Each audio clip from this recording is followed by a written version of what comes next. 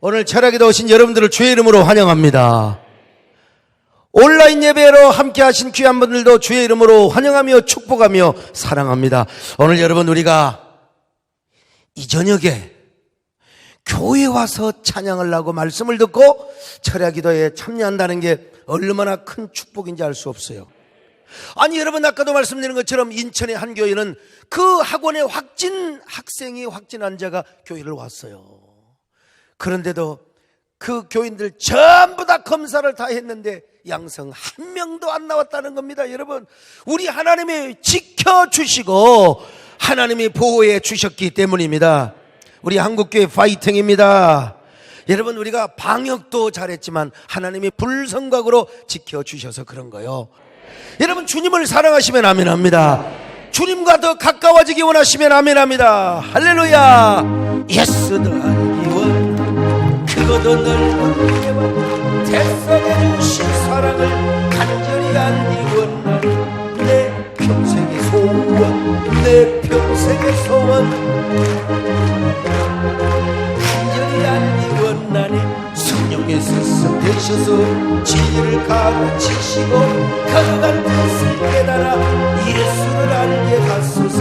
내 평생의 소원, 내 평생의 소원 대속해 주신 사랑을 간절히 알기 원하네. 여러분, 하나님의 성막 혹은 하나님의 성전은 언약 백성들이 하나님을 만나는 곳이었습니다. 그곳에서 하나님을 만날 뿐만 아니라 죄 문제를 해결받습니다. 또한 하나님의 백성들은 기도 제목을 가지고 가서 모든 문제 해결을 받습니다. 사람이 살다 보면은 역경을 당할 때가 있어요. 그런데 수많은 문제가 닥쳐올 때 사람은, 여러분, 네 가지 타입으로 나누는데요. 첫째는 원인 분석형이요. 그래가지고 문제가 닥쳐오면 주도 면밀하게 문제부터 분석해가지고 이 문제를 자신의 지혜와 자신의 능력으로 해결을 하려고 안간 힘을 쓰는 사람이죠. 두 번째는 보따리형이래요. 우선 문제와 염려거리가 닥쳐오면 막 그 근심, 걱정, 보따리를 혼자서 짊어지고 무거운 짐을 아침부터 저녁까지 막 짊어지면서 혼자 대한민국 걱정을 다 짊어지는 사람이 있어요. 보따리형. 그런가 하면 자물쇠형이요. 이 사람은 그냥 덮어놓고 모든 게 다 잘 될 거야. 뭐 잘 될 거야. 하나님이라도 믿으면 모르겠지만 모든 게 잘 될 것이라고 그냥 태만하게 보따리 싸놓고 그냥 기다리고 있다는 것입니다. 그런데 아주 진짜 믿음의 사람이 있어요. 하나님 지향형 혹은 신앙 지향형이 있습니다. 문제가 생길수록 하나님께 나갑니다. 교회에 나옵니다. 그리고 하나님께 모든 문제의 보따리를 주님 앞에 내어놓습니다. 신앙적으로 해결해 보려고 하는 거예요. 그래서 우리 하나님 앞에 막 감사하는 겁니다. 어떤 사람이 어느 날 이제 당뇨병의 판정을 받았다고 합시다. 그럴 때 신앙 지향형은 어떻게 생각을 하십니까? 내가 더 기도하고 하나님을 더 의지해야지. 연약한 게 우리 인간이야. 그래서 내가 하나님을 더 가까이 하고 하나님을 의지해야 돼. 그러면서 내가 운동도 하고 식이요법도 잘하리라. 이런 사람은 신앙 지향형, 하나님 지향형의 삶을 살아가는 사람이야. 근데 원인 분석형은 그렇게 잘 나가던 새벽기도 밤기도 이제 안 갈 거야. 나 이제 헬스부터 갈 거야. 나는 이제 맨날 가서 운동할 거야. 막 그렇게 하면서 밤 예배도 안 가고 이제 아이고 피곤할 때는 쉴 거야. 나 철학기도도 안 갈 거야. 그리고 좋은 공기 마시면서 저 콘도에 가서 좀 나 인생을 즐기며 엔조이하며 살 거야. 어떤 사람이 갑자기 가슴이 쪼여가지고 병원에 갔더니 심장에 그냥 그 스텐트를 박았어요. 그래가지고 당장 입원을 하고 조영수를 해가지고 이제 스텐트를 박았어요. 병실에 교인들이 찾아왔어요. 그래서 병실에 찾아온 성도들의 손을 붙잡고 이렇게 고백을 한다고 합시다. 집사님, 정말 하나님 은혜예요. 하나님이 저를 살려주셨어요. 인생 아무것도 아니더라고요. 한순간에 갈 수 있어요. 하나님 은혜로 제가 살았습니다. 그러니까 우리가 더 하나님을 의지해야 돼요. 하나님을 더 사랑해야 돼요. 언제나 주님께 감사하며 살아가야 되겠더라고요. 숨 쉬는 순간마다 하나님 의지하며 살아가야 되겠더라고요. 이런 사람은 뭐요? 신앙 지향형이면. 자, 그러면 이 사람이 말을 들으면요, 병실에 찾아온 사람들이 막 은혜를 받고 신앙의 도전을 받게 되어 있습니다, 여러분. 그러나 찾아오는 교인들에게 이런 말부터 했다고 합시다. 아이고, 집사님, 내 보니까요, 다 소용없어. 다 예배도 중요하고 다 11조도 중요한데 아니 세상에 운동해야 되겠더만. 운동해야 돼. 식이요법도 잘하고 이제는 쉴 때는 쉬어야 되겠어. 이제 밤내배 있다 이런 거 필요 없어. 이제 우리 정말 우리 실속 있게 살자고. 여기 고개를 끄덕끄덕한 사람도 있는데 아무튼 이런 사람은 뭐냐? 원인 분석형입니다. 이런 사람은 찾아간 사람들이 은혜도 못 받아 시험 들어갖고 와요. 아 그래 인간적이고 육신적인 생각만 하고 돌아오게 되는 거예요. 어떤 사람은 보따리 영도 있습니다. 아마 어떤 당뇨병 진단이나 수술을 받고 나서 맨날 근심 걱정만 하는 거예요. 아이고 앞길이 인생이 앞으로도 구말린데 내 인생은 어떻게 살 것인가? 에?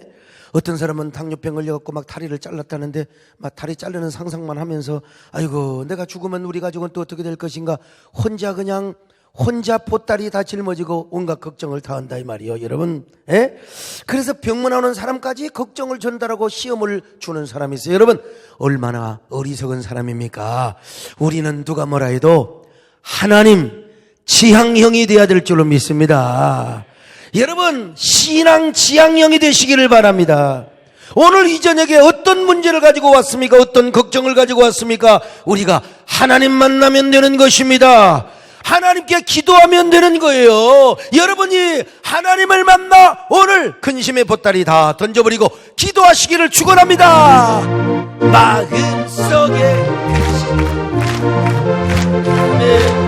하나님의 슬픈 마음 있으리라도 주 예수께 아뢰라.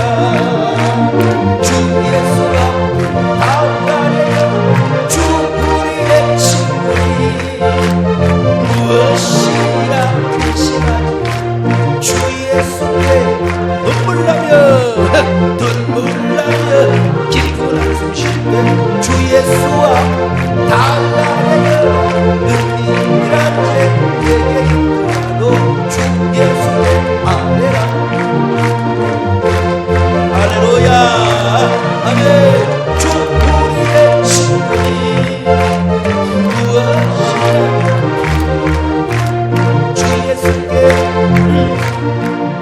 여러분 제가 꽤 오래전에 광주 복음화 대성회를 갔습니다. 그전에도 제가 여러 번 광주 여러 교회 집회 막 많이 갔지만 광주 구동체육관 여기서 열리는 복음화 대성회에 제가 이제 강사로 갔어요. 제가 신학교를 다니면서 여러 강사들이 구동체육관에서 막 집회를 할 때 막 거기에 가득 차서 집회할 때 나도 언젠가 목회 성공해서 이 집회 올 수 있겠지. 내가 이 구동체육관에서 와서 말씀을 증거할 수 있겠지. 이런 생각을 했습니다. 자, 제가 그 구동체육관이 이제 내려갈 때 첫날부터 꽉 차. 내가 이제 드디어 아마 이 교회 막 지어놓고 뭐 그랬을 거예요. 정말 이 구동체육관이 꽉 차면 얼마나 좋을까. 근데 제가 첫날 들어가 보니까 어때요? 우리 서장은 많이 모였을까요? 안 모였을까요? 많이 안 모였지요. 기억도 안 나시나 봐. 그러니까 우리 장로하고 목사는 완전히 내장이 달라버려 그냥. 뭐가 많이 모여요? 하나도 안 모였지요. 내가 그냥 정신이 아찔할 뻔했습니다. 하마터면 혼이 나갈 뻔했어요. 여러분 아니 이게 잔치할 때 사람이 많이 와야 돼 안 와야 돼? 집 들일 때 와야지요. 친척도 와야 되고 결혼식을 하는데 말이야 내 아들 장가 가는데 사람이 많이 와야지 안 오면 되겠습니까? 모델하우스를 오픈하는 날 사람이 오지 않고 파리만 날리면 되겠어요? 정말 여러분이나 제 마음이나 똑같아요. 집회를 열었는데 사람이 안 나는 데가 있어요. 얼마나 힘 빠지겠습니까? 진짜 기분 더럽게 사람들이 도대체 어떻게 뭘 준비해놨어 말이야. 그래서 설교할 때 어떻게 설교냐면 눈을 감고 해버렸어. 눈을 감고 그냥 천사가 와 있다고 생각하면서 에라이 빈자리 보면 힘 빠지니까 눈 감고 해버렸어요. 그냥 칠봉 이야기하고 막 팔봉 이야기하고 막 그냥 뭐 상여 종도 치고 막 별 육값을 내가 다 떨었어요. 그런데도 이제 설교에 죽을 썼다고 생각했어요. 그리고 내가 다시는 광주하는다. 더러워. 나도 좀 그 성깔이 있나 봐요 보면요. 근데 다시는 안 온다. 내가 다시는 안 온다. 구동체고 다시는 안 온다. 내가 막 그냥 막 쌍시어쩌가 나오려고 그러고 막 그냥 그렇게 좋아했던 광주가 싫어져 버렸어. 그렇게 좋아했던 광주. 근데 앞으로 내가 도망갈 수도 없고요. 옛날에 이천성 목사님 같으면 가버리면 되는 거예요 그냥. 그 나는 또 갈 수도 없어요. 이틀이나 남았어. 도대체 이런 사람들 모아놓고 내가 어떻게 집회를 하느냐 이거요. 도망와 버릴 수도 없고 그래서 제가 기도했습니다. 어디로 가서 헐먼수영관에 가서 옛날 폐감교회 개척하면서 광주신학교 다니면서 눈물을 뿌렸던 그곳에 가서 제가 그곳에 하나님 만나고 눈물 뿌렸던 곳이거든요. 하나님께 가서 기도했습니다. 하나님, 첫날은 집회 대실패했습니다. 완전히 개무시당했습니다. 아버지여, 그러나 우리 하나님이 하실 수 있지 않습니까? 둘째 날 주여 사람들이 몰려오게 하여 주옵소서. 계속해서 기도한 것이죠. 아버지여, 설교의 홈런을 치게 하여 주시옵소서. 그렇게 부동산이 막 떠나가도록 고함을 치면서 기도했습니다. 그때는요, 성대도 막 강했던 것 같아요. 막 주여 역사해 주세요. 하나님 믿습니다. 주님 도와주세요. 그냥 제가 혼자 제가 최면을 거는 막 찬양하는 거예요. 소목사 힘을 내라, 야 낙심하지 마라, 막 그냥 혼자 그러는 거예요. 막 힘을 내세요, 힘을 내세요. 주님이 손잡고 계시잖아요. 주님이 나와 함께 함을 믿는다면 어떤 슬픔도 참을 수 있잖아요. 제가 여러분 기도하는 수밖에 없죠. 근데 참 우리 하나님께서요 은혜를 베풀어 주셔서 둘째 날 자리가 거의 찬 거예요. 둘째 날. 그때 내가요, 그러면 그렇지, 내가 기도하고 내가 전날 설교를 잘하니까 모였겠지 라고 하는 마음이 싹 들어올 때, 여론 샤타라 물러가라, 이씨, 너는 나를 넘어지게 하는 자로다. 주님 죄송합니다. 주님의 은혜입니다. 근데 제가 보니까 그때 우리 광신대 정규남 총장님께서, 야, 이 광신 출신이 와가지고 체육관에 사는데 저렇게 사람이 앉혀서 얘기했느냐. 첫째는 신학생들이 온 거야. 신학생들이 오고요, 이제 동원을 한 거예요. 그 다음에 목사님들이 와서 보니까 진짜 그러거든요. 목사가 와서 그냥 설교는 막 열심히 하는데 말이요, 사람들이 별로 없어서 그분들이 막 연락하고 해가지고 교인들이 모인 거예요. 여러분, 제가 셋째 날 헐먼 수양관에 가서 또 기도했습니다. 하나님, 저의 기도를 들어주셔서 감사합니다. 이제는 앉을 자리가 없게 하여 주시옵소서. 오늘 저녁에 말로 홈런을 치게 하여 주시옵소서. 누구 말 맞다나 나비처럼 날아서 벌처럼 쏘는 설교를 하게 하여 주옵소서. 여러분, 그렇게 막 그냥 헐먼 수양관에서 폐감교회를 위해 기도했던 것처럼 그렇게 기도했습니다. 눈물로. 그랬더니 집회 마지막 날은 진짜요, 서장로님 말씀대로 입추의 여지가 없어. 그냥 계단까지 앉아서 집회를, 은혜를 받을 정도로 사람들이 몰려들었습니다. 그리고 제가 봐도 그때 좀 영상도 좀 찍어놓고 그러면 얼마나 좋아요. 그때는 뭐 그런 의식도 없었어요. 여러분, 사실은 제가 그 꿈을 갖고 갔어요.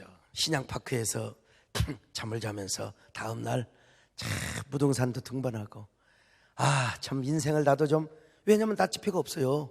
내가 인생을 좀 멋있게 좀 한번 살아보리라, 한번 부동산도 등반하고 그러려고 제가 이제 내려갔었죠. 내려갔는데 아직은 그럴 인생을 그렇게 관조할 만한 아직은 나이가 못 된 것 같아요. 하나님이 아직은 그럴 여유를 주지 못한 것 같아요. 난 아직도 골프장 한 번도 못 가봤어요. 골프장 한 번도 아직 못 가보고, 아직 어떻게 세게 치는 것도 몰라요. 지금 아직도 그런 인생을 아직 못 살아봤는데 언젠가는 할 겁니다. 김문기 장로님 기다려봐. 그렇게 골프를 막 치면은 안 돼요. 골프는 신중하게 힘을 빼고 하는 거예요. 자, 그런데 어쨌든 간에 진짜 그때 홈런 설교를 탁 쳤어요. 하나님이 저를 기도를 시킨 거예요. 기도원에 가서 기도하도록 말이죠. 참 제가 만약에 사람들 만나가지고 노닥거리고 말이죠, 사람들 만나고 그냥 차나 마시고 기도도 안 하고 그냥 산에 가서 놀고 그렇게 한가하게 집회했다면 그런 역사가 나타나지 않았을 거예요. 제가 그곳에 20년 전에 만났던 하나님을 다시 만나고 거기서 제가 문제 해결을 받은 것이죠. 여러분, 구약에서도 마찬가지입니다. 언제나 문제가 있을 때, 죄를 지었을 때, 골치 아픈 일이 생길 때 모든 걱정거리 가지고 어디로 나갔느냐? 바로 성전으로 나갔습니다. 그러므로 오늘 우리도 성전에 가서, 교회 와서 주님 만나는 것이 인생의 최고의 축복입니다. 최고의 축복이요. 어디서 만나느냐? 구약 백성들 성전에서, 오늘 신약 백성들 교회에서 만나는 거요.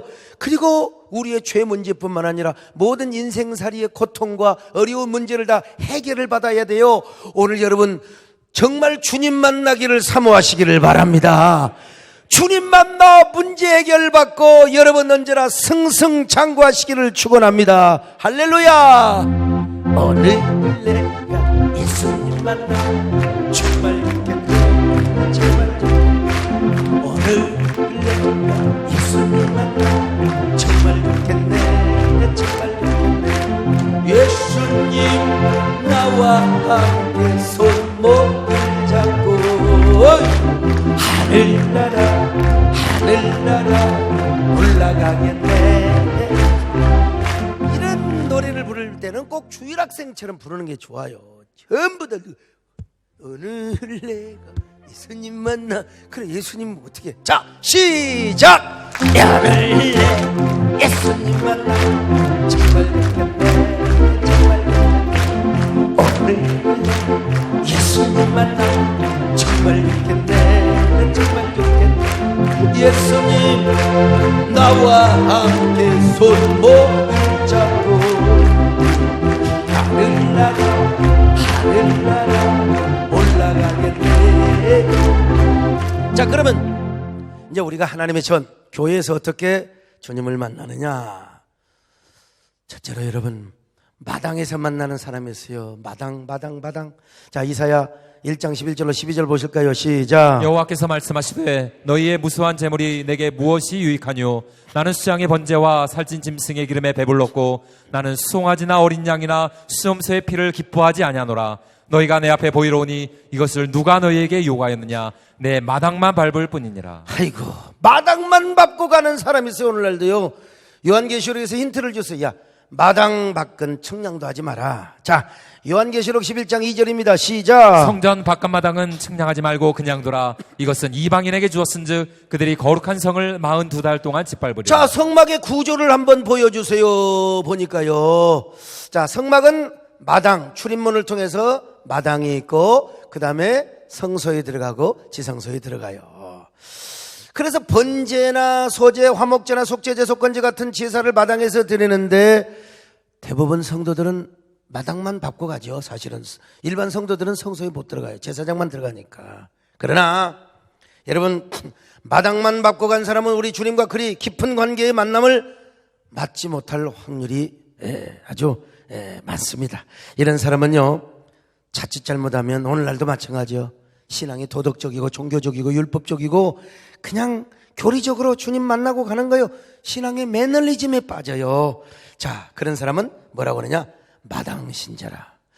물론 구약에서는 평신도가 성소나 지성소에 들어갈 수가 없어요. 제사장만 들어갑니다. 자, 그런데 일반 백성들은 번제단 앞에서만 제사를 드리고 간다 할지라도, 그러나 신령과 진정으로 정성을 다해서 거기서 제사를 드리고 예배를 드리면 몸은 성소나 지성소를 가지 못하지만 마음은 같이 가고, 그리고 그 성막들에서 예배를 드렸지만 저 성소와 지성소를 다녀온 제사장의 축복을 받아요.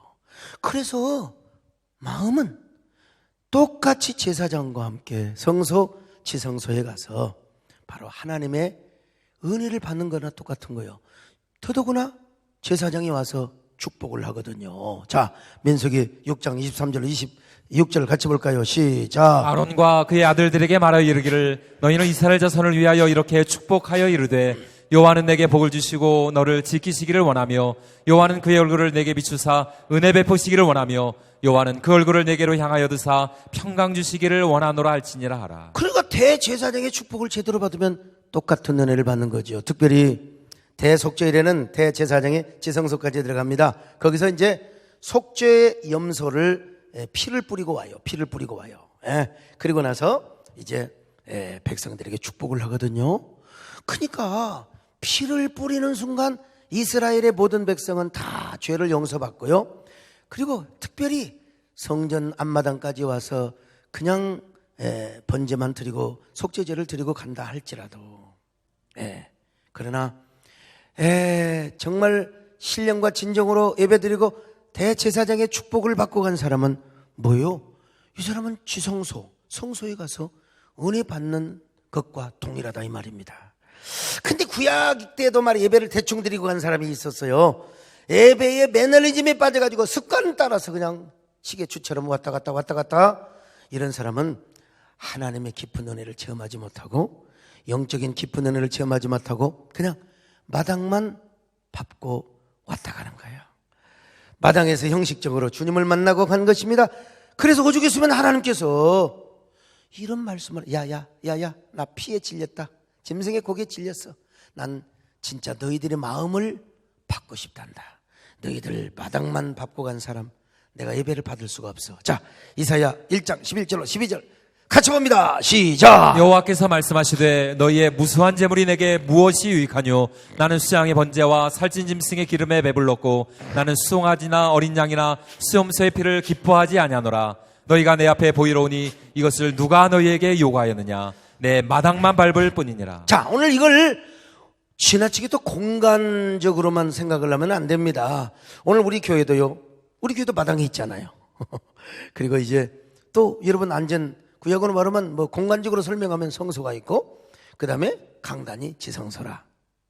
옛날에 어떤 사람은 이게 강단에 올라와서 기도해야 복을 받는다고. 그거는 아니에요. 오늘날 공간화 되어서는 절대 안 됩니다. 영역화 돼야죠. 신앙의 영역화. 오늘날 교회는 마당, 성소, 지성소로 절대로 구별하지 않습니다. 다만 신앙의 영역에 있어서 예수님을 만나는 단계의 영역이 그 단계의 어떤 뭐라고 할까요? 레벨이 마당의 단계가 있고 또 예수 그리스도 안에서 성소의 단계가 있고 지성소의 단계가 있다는 것입니다. 마당에서 예수님을 만난다는 말은 그가 예수님을 전혀 안 믿는 건 아니지만 그냥 율법 신자, 매너리즘에 빠져가지고 타성적으로 신앙이 타성화되어서 교회만 왔다 갔다 예배에 뭐 은혜도 못 받고 졸다가 가고 전혀 뭐 그냥 목사하는 소리 다 떠들어라 핸드폰이나 혹은 이제 왔다 갔다 하는 사람. 지금 핸드폰 하는 사람 이 마당 신자 될 가능성이 있습니다. 혹시라도. 자, 그런데 이런 사람은 맨날 신앙이 도덕적이고 율법적이고 윤리적인 신앙생활을 합니다. 은혜 체험도 없어요. 그냥 이런 사람 코로나 오면 100% 교회 안 와. 이런 사람이 오겠습니까? 못 오지요. 마당 신자가 어떻게 오겠습니까? 그런데 이제 마당 신자가 있는가 하면은 이걸 그냥 쉽게 이야기하면 거실 신자가 있어요. 거실 신자. 이 사람은 성막에 들어오긴 들어오지만 성소 안에 들어오는 사람입니다. 약간의 믿음의 체험은 있고 신앙 경험은 있지만 아직도 가식과 체면 중심의 신앙이 많아요. 은혜는 받긴 받았어. 근데 자꾸 법을 따져. 자꾸 은혜를 받긴 받았는데 자꾸 전통을 따지고 너무 이게 교리에 맞느냐 안 맞느냐 막 그냥 경건의 모양은 있는데 경건의 능력이 없어요. 거실에서 얌전한 척하면서 네 아니에요 참하시면서 이 거실에서 얌전 떠는 사람들 있잖아요. 이런 사람은 데이트는 하긴 하지만 연애로 말하면 아직은 전혀 진정한 깊은 사랑이라고 할 수는 없어. 그죠? 그냥 자기 위선 떨고 자기 전혀 뭐라고 할까 방어벽을 딱 만들어 놓고 이 방어 심리 방어 기제가 자신을 딱 그냥 가로막고 있어요. 오늘 우리 성도들이 그래요. 은혜 받았는데 뭐 에헤하고 말이죠. 이런 사람은 절대 신앙의 능력이 없다니까 주님과의 깊은 사랑의 관계 속으로 들어갈 수가 없어요. 아직도 거실 신자야. 그런가 하면은 이제 조금 다시 다른 각도에서 이제 설명하면 아가서적으로 표현을 한다면 침실 신자가 있어요. 이 사람은 지성소 안에까지 이제 들어가는 사람이죠. 주님과 결혼한 사람이요. 주님과의 신비 연합을 경험한 사람이요. 주님과의 신비적인 깊은 사랑의 체험을 한 사람은요. 주님의 사랑이 없이는 이건 진짜 살아갈 수가 없거든요. 그래서 주님 앞에 은혜 받을 때는 체면의 옷, 율법과 가식의 옷을 다 벗어버리는 거예요. 자신의 걸레 같은 누더기, 그 잘난 자신의 그 어떤 그 체면과 명예, 이거 다 벗어버려요. 그리고 그저 주님 앞에 고백하기를 주님, 저는 은혜 없이는 못 삽니다. 자신의 모든 약점과 실수를 내려놓고 주님 앞에 벌거벗은 몸으로 은혜와 사랑의 은총을 갈구합니다. 하나님, 저는 은혜 없이는 못 삽니다. 주님이 안 붙잡아주면 못 삽니다. 내 의와 내 도덕, 율법, 아이고 내 능력, 나의 지혜, 이거요 아무 소용없습니다. 주님이 나를 붙들어주지 않으면 나는 1분 1초도 살아갈 수가 없습니다. 정말 주님 저를 붙잡아 주시옵소서. 주님이 내 안에 오셔서 주님이 나의 왕이 되어주시기를 바랍니다. 주님이 나를 떠나서는 살아갈 수가 없습니다. 절대로 물을 떠나서는 물고기가 살 수 있다 하여도 나는 주님을 떠나서는 살 수가 없습니다. 저는 주님의 사랑을 떠나서는 살 수가 없습니다. 옛날에는 내 힘으로 살고 내 능력으로 살았죠. 그러나 이제는 주님이 내 안에 오셔서 내 인생의 호흡이 되어주시고 나의 양식이 되어주시고 나의 삶의 원리가 되어주셔야 됩니다. 그래야 내 삶의 의미가 있습니다. 주여 은혜를 주시옵소서. 은혜 없이는 못 삽니다. 그런 노래 있잖아요. 은혜 없이는 못 살아, 나 혼자서는 못 살아, 주님 떠나면 못 살아, 주님 없이 못 살아. 진짜 이게 나만 한 것 같아. 다시 시작. 은혜 없이는 못 살아, 나 혼자서는 못 살아, 주님 떠나면 못 살아, 주님 없이 못. 그런 노래 있잖아요. 이 세상 그렇지 왜 못하. 자, 이 세상 주님 없이 어디 살 수 있나요? 다른 사람 몰라도 주님 없이 난 못 살아요. 여러분, 언제나 주님 안에서 침실 신자, 지성소 신자가 되시기를 주의 이름으로 축원합니다. 주님과의 깊은 신비 연합의 관계를 경험한 사람은요, 진짜 그래서 은혜 없으면 거지처럼 살아가는 거예요. 거지처럼 주님 앞에 은혜를 구하는 거예요. 아이고, 내가 있어도 주님이 없으면 내가 없는 것이고, 내가 없어도 주님이 계시면 있는 것입니다. 그러니까 주님이 계심으로 나는 있고, 주님의 노래가 있으므로 나는 머물 수 있어요. 나는 노래할 수 있는 것입니다. 빛이 없어도 환하게 다가오시는 주 예수, 나의 사랑이요. 음성이 없어도 똑똑히 들려주시는 주 예수, 나의 사랑이요. 주님이 계심으로 나는 있고, 주님의 노래가 머물므로 나는 부를 수 있어요. 주여, 거칠어라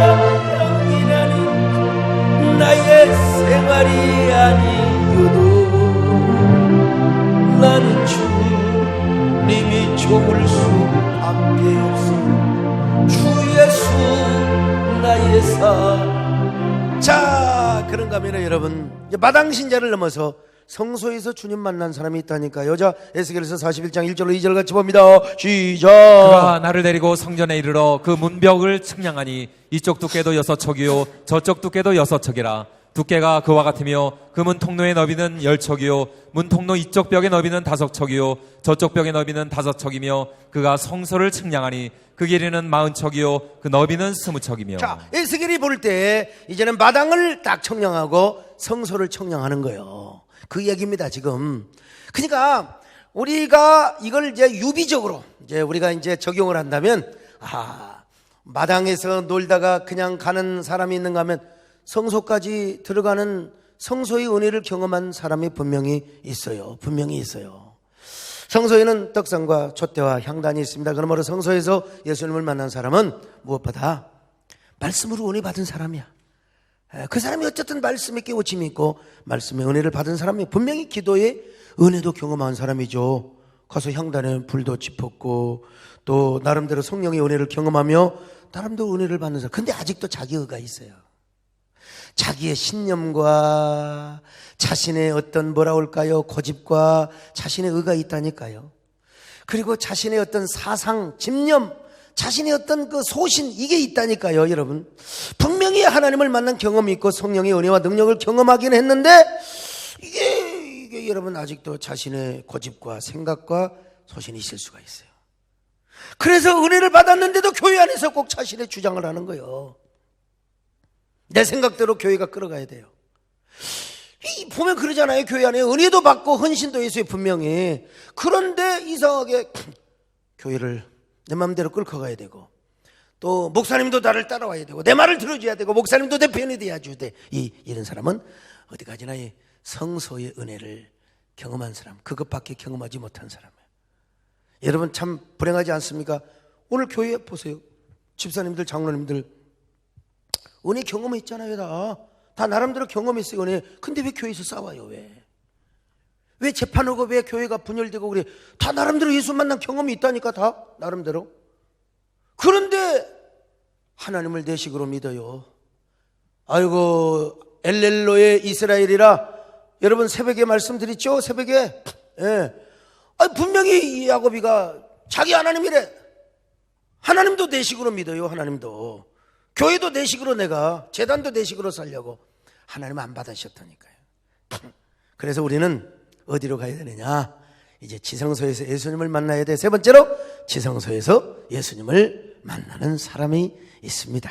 자, 출애굽기 25장 21절로 22절 같이 보실까요? 시작. 속죄소를 궤 위에 얹고 내가 내게 줄 증거판을 궤 속에 넣으라. 거기서 내가 너와 만나고 속죄소 위 곧 증거궤 위에 있는 그 두릅 사이에서 내가 이스라엘 자손을 위하여 내게 명령할 모든 일을 내게 이르리라. 자, 그 다음에는 히브리서 4장 15절로 16절 한번 보실까요? 시작. 우리에게 있는 대제사장은 우리의 연약함을 동정하지 못하시리가 아니요 모든 일에 우리와 똑같이 시험을 받으신 이로되 죄는 없으시니라. 그러므로 우리는 긍휼하심을 받고 때를 따라 돕는 은혜를 얻기 위하여 은혜 보좌 앞에 담대히 나아갈 것이니라. 그렇습니다, 여러분.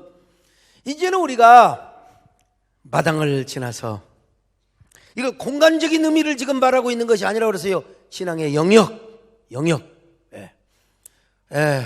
그래서 영역적으로 볼 때 마당을 지나서, 성소를 지나서 우리가 은혜의 보좌 앞에 나가야 될 줄로 믿습니다.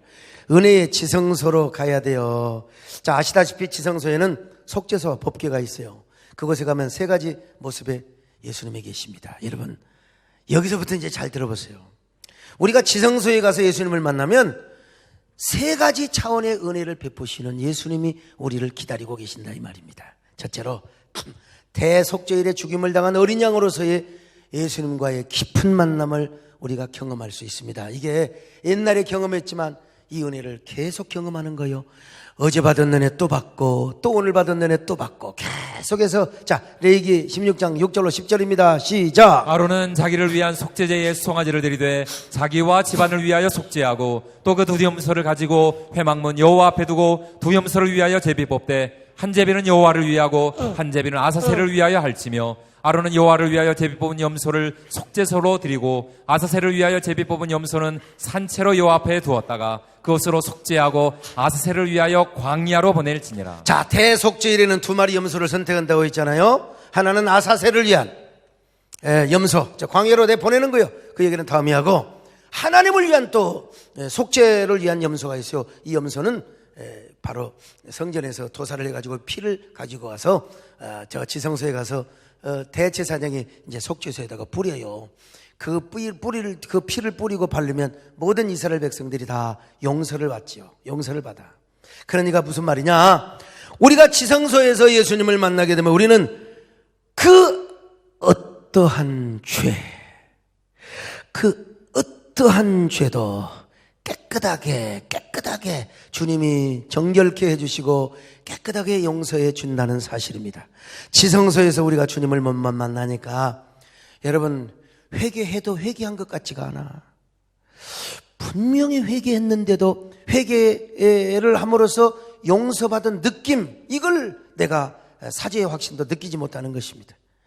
그러나 확실하게 지성소에서 주님을 만나면 우리 모든 죄가 다 통이 서에서 먼 것처럼 오라 우리가 서로 변론하자 주홍같이 붉은질할지라도 눈과 같이 희어질 것이요. 할렐루야. 저 진홍같이 붉은 죄라 할지라도 양털같이 희게 되리라. 여러분, 우리 모든 더러움과 부정함과 죄로 오염된 몸과 마음이 깨끗하게 용서되고 정화가 된다는 사실입니다. 그러니까 우리가 일단 지성소에 만나서 맨날 여러분이 교회 오더라도 지성소에 와서 지성소에 계신 주님을 만나서 매주 아니 매일매일 그 속죄의 어린 양, 속죄의 염소로 돌아가신 그 주님을 만나는 것이 그렇게 중요한 겁니다. 맨날 우리는 부정해 가지고 오잖아요. 맨날 오염돼 가지고 오잖아요. 그런데 우리 주님 지성소에서 주님 만나면 어린 양의 피로 핏부림을 받고요, 깨끗하게 우리를 정결하게 우리를 아주 속죄해 주신다는 것입니다. 그러므로 지성소에 계신 주님 속죄의 어린 양으로 염소로 6월절뿐만 아니라 대속죄일에 바로 속죄의 염소로 죽으신 그 주님을 만나야 될 줄로 믿습니다. 그런 여러분 되시기를 축원합니다. 아멘. 너희 죄 흉악한 눈과 같이 희겠네. 너희 죄 흉악한 눈과 같이 희겠네. 주여 죄의 비 흉악하나 희게 되리라. 주홍빛 같은 내 죄, 주홍빛 같은 내 죄 눈과 같이 희겠네. 눈과 같이. 두 번째, 여러분, 구름으로 가득 임재하신 영광의 예수님을 만나요. 그냥 속죄의 염소로만 돌아가신 예수님을 만나는 게 아니에요. 이제 구름으로 가득 임재하신 영광의 예수님을 만나요. 자, 레위기 16장 2절 봅니다. 시작. 여호와께서 모세에게 이르시되 내 영 아론에게 이르라. 성소에 휘장한 법궤의 속죄소 앞에 아무 때나 들어오지 말라. 그리하여 죽지 않도록 하라. 이는 내가 구름 가운데에서 속죄소 위에 나타남이니라. 하나님의 영광이면 구름으로 임재하는데 언제만 가느냐? 대제사장도 대속죄일 7월 10일에 들어간다 이 말이야. 가서 보면은 막 구름으로 얼마나 영광스럽게 주님이 임재하고 계시는지. 바로 대제사장은 지성소에 가서 그런 영광스러운 예수님을 만나게 되는 거예요. 열왕기상 8장 9절로 11절 같이 보실까요? 시작. 그 궤 안에는 두 돌판 위에 아무것도 없으니 이것은 이스라엘 자손이 애굽 땅에서 나온 후 여호와께서 저희와 언약을 맺으실 때에 모세가 호렙에서 그 안에 넣은 것이더라. 제사장이 성소에서 나올 때에 구름이 여호와의 성전에 가득하매 제사장이 그 구름으로 말미암아 능히 서서 섬기지 못하였으니 이는 여호와의 영광이 여호와의 성전에 가득함이었더라. 여러분 보세요. 하나님의 성소뿐만 아니라 특별히 지성소는 하나님의 영광이 얼마나 막 구름처럼. 그래서 이 동방정교회 가서 예배 드리는 걸 보니까 거기 지성소를 만들어 놓고 막 그 안개 같은 걸 뿌려요. 막 인위적으로. 이게 이제 성경을 잘 몰라서 그런 거예요. 아직도 구약의 수건을 벗지 못하는 행위인데, 막 옛날 그 우리 성지순례 가셔서 이집트의 그 콥틱 종교 보셨나요? 막 그냥 어떻게 만들었는지 몰라도 막 그 옛날 농약 뿌린 것처럼 말이죠. 막 구름을 그냥 그래가지고 이제 여호와의 영광이 가득하다고. 그런 인위적인 거 말고 뭐 가톨릭에서 뭐 성수 뿌리고 아이고 뭐 그런다고 뭐 시체에다가 성수 뿌린다고 살아나고 그런 게 아니라 정말로 여호와 하나님의 영광이 성령으로 그냥 임재하는 말이죠. 오늘 우리가 항상 주님을 만날 때 이런 주님을 만나시기를 바랍니다. 우리가 비행기를 타고 가면 여러분 막 구름 위를 올라가잖아요. 구름 위를 막 그냥 지나가잖아요. 그런 구름 말고 초자연적으로 임재하시는 하나님의 영광의 구름 말입니다. 출애굽기를 봐도 시내산에 하나님의 영광이 임하니까 백성들이 접근을 못했다니까요. 자, 출애굽기 19장 16절입니다. 시작. 셋째 날 아침에 우레와 번개와 빽빽한 구름이 산 위에 있고 나팔 소리가 매우 크게 들리니 진중에 있는 모든 백성이 다 떨더라. 자, 솔로몬의 성전에도 구름과 같이 하나님의 영광이 임했을 뿐만 아니라 저 신의 산에도 막 구름이 얼마나 빽빽하게 임했는지 몰라요. 여러분, 자, 제사장들이 성소에서 그렇게 영광의 임재를 경험했다면 지성소는 얼마나 영광의 임재가 가득했겠습니까? 그곳에서 주님을 만나면, 지성소에서 만난 그 영광의 주님을 만나면 우리는 겸손 안 할 수가 없어요. 뭐가 잘났다고 교만하고 싸우고 자시고 할 것 없어요. 그리고 그 앞에서 무슨 위선 떨고 체면 떨고 가식 따위 부릴 수가 없어요. 마치 침실신자가 누더기 옷을 벌거벗고 주님이 없으면 못 산다고 고백한 것처럼, 여러분, 우리는 모든 위선과 가식과 모든 체면의 실 오라기까지도 다 벗어버리고 그냥 주님 앞에 두려운 영광 속에 엎드리는 것입니다. 그러면서 정말 주님의 품속은 영광이기도 하지만 사랑과 평화 일대가 있습니다. 여러분, 우리 온라인 예배를 드리는 여러분들이요, 이제 현장 예배를 우리가 회복하기 시작합니다. 그래서 주일날 현장 예배에 오면은 이런 영광의 임재가 막 가득하게 될 줄로 믿습니다. 주님이 여러분을 그렇게 만나 주시기를 바랍니다. 주님이 막 영광의 임재로 오셔서 여러분들을 막 덮어버리시기를 바랍니다. 그래서 두려운 영광을 경험할 뿐만 아니라 주일 교회 오면 막 이렇게 주님이 나에게 사랑을 주시고 평화를 주시고 안식을 주시는가, 주님 고맙습니다, 저절로 이런 고백을 할 수 있기를 바랍니다. 주의 품속은 사랑과 평화, 주의 품속은 사랑과 평화. 오 새벽빛 하늘 빛나고 깊은 영원 하오니 주여 나 품어주소서. 주님께 엎든 내 영혼 간절히 말씀을 자비의 품을 여시사 영원한 평화 주소서. 주의 품속은 사랑과 평화, 주의 품속은 사랑과 평화. 오 새벽빛 하늘 빛나고 깊은 영원 하오니 주여 나 품어주소. 오늘 이 밤도 주님께서 여러분을 품어주시기를 바라지만은, 주여 이번 주 세대의 예배 회복 D-Day 날에 주여 주님이 우리를 품어주시옵소서. 영광의 임재로 덮어주시옵소서. 세 번째로, 우리의 길을 인도하시고 복주시며 예비하시는 주님을 만나게 돼요. 영광의 주님을 만나는 것으로 끝나는 게 아니요, 이제 여러분, 하나님께서 여러분의 길을 인도하시고 복주시며 미래의 은혜까지 예비하시는 주님으로 여러분을 만나주시는 거예요. 야곱이 하나님이 그랬어요. 만나니까 되잖아요. 아브라함이 하나님 여호와 이래 만나니까 되잖아요. 만나니까요. 참 얼마나 감사합니까? 우리 하나님 만나는 게 얼마나 중요한지 몰라요. 근데 주님을 어디서 만나느냐? 여러분, 지성소에서 만나는 게 얼마나 중요한지 몰라. 우리의 죄를 용서하시죠. 다 해결해 주시죠.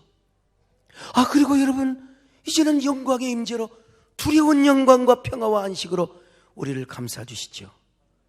그리고 우리의 모든 삶의 축복을 예비하십니다. 예비하시는 하나님.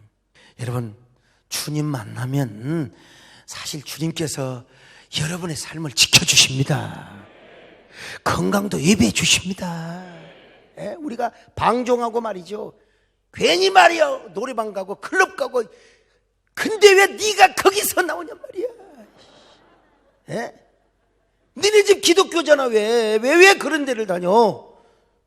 여러분, 우리는 집과 직장과 교회, 그리고 우리 가족들을 배려해야 됩니다.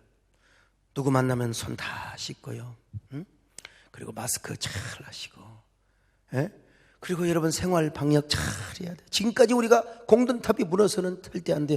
나는 하나님의 섭리가 있다고 봐요. 건강한 사이가 더 중요한 거예요. 그런데 누가 이걸 만드느냐? 주님을 만나는 사람이 만듭니다. 주님을 만나는 사람이 이루어가는 겁니다. 우리 모두 오늘 이 시간도 주님을 만나시기를 바랍니다. 그리고 주일 현장 예배에 주님의 은혜가 우리 예배 현장을 덮어버리시기를 바랍니다. 퍼펙트 스톰이 불어오시기를 바랍니다. 주의 성령께서 친히 불성각이 되어 주시옵소서. 주의 성령이 친히 불담이 되어 주시옵소서. 우리가 주님을 사모하게 하여 주옵소서. 힘으로도 능으로도 안 되는 거 하나님의 능력으로 되게 하여 주시옵소서. 할렐루야. 목마른 사슴 시냇물을 찾아 헤매이듯이 내 영혼 주를 찾기에 갈급하나이다. 주님만이 내 생명, 나의 힘, 나의 방패, 나의 참소망, 나의 몸 정성 다 바쳐서 주님 경배하. 주님만이 나의 힘이요, 주님만이 나의 힘, 나의 방패, 나의 장소망, 나의 몸 정성 다 바쳐서 주님 겨